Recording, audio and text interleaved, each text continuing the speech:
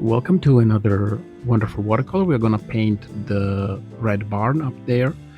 This was quite a difficult watercolor, but if you could like and subscribe, that would really help me and the algorithm on YouTube. So the original painting, this is a photograph. The original photograph that I found is this one, and it's from YouTube. It's from a video, and I couldn't find the original for the sake. I spent hours researching it online, and then finally I found this one photograph by this guy in Sweden, and he's the photographer, and it took me hours to find this.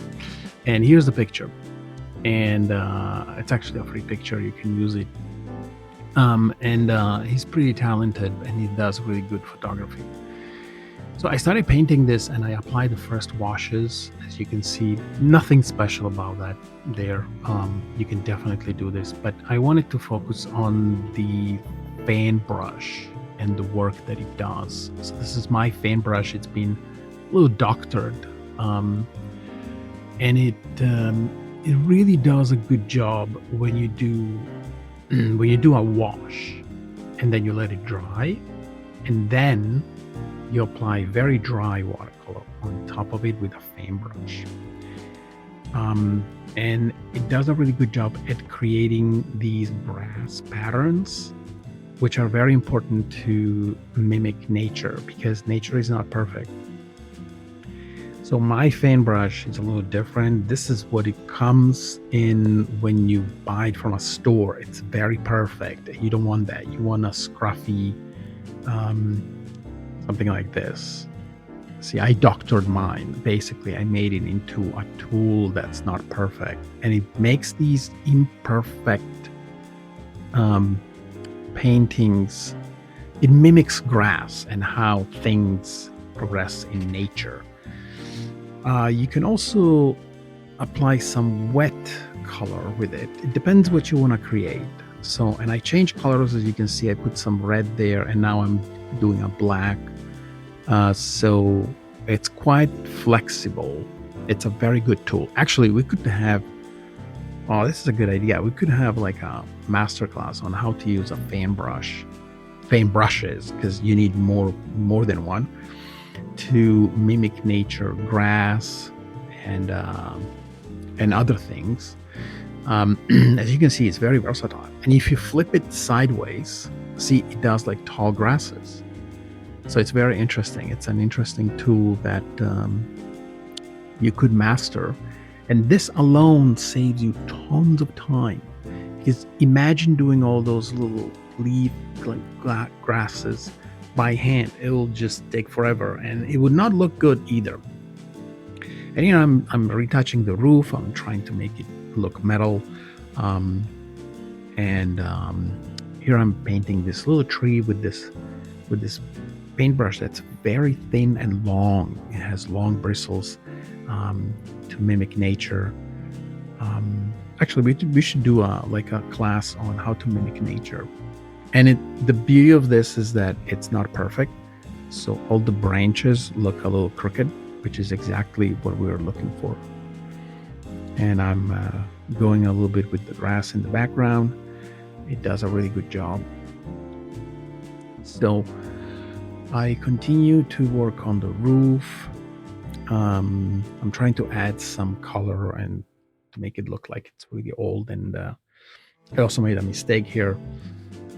But the roof is following the other roof, the pitch of the other roof, and it shouldn't.